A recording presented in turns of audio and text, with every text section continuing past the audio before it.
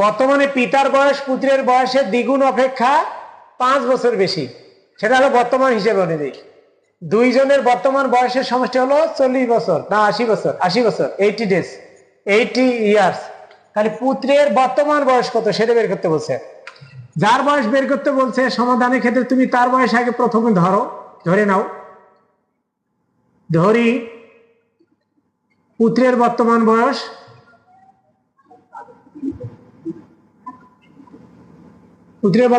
কত?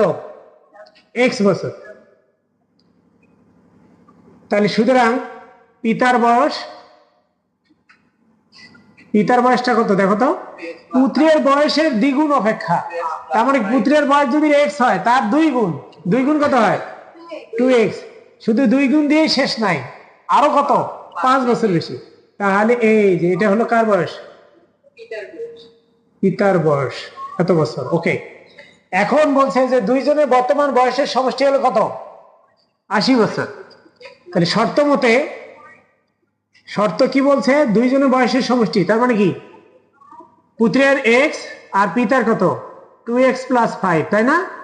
সমান কত? 80।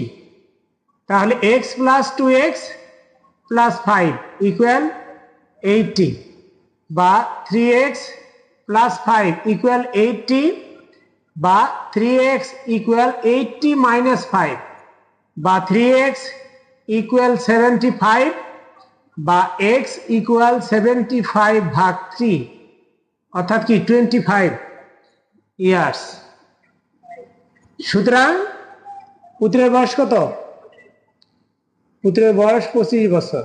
পেয়ে গেছে অ্যান্সার 25 বছর। এটা অ্যান্সার। ক্লিয়ার?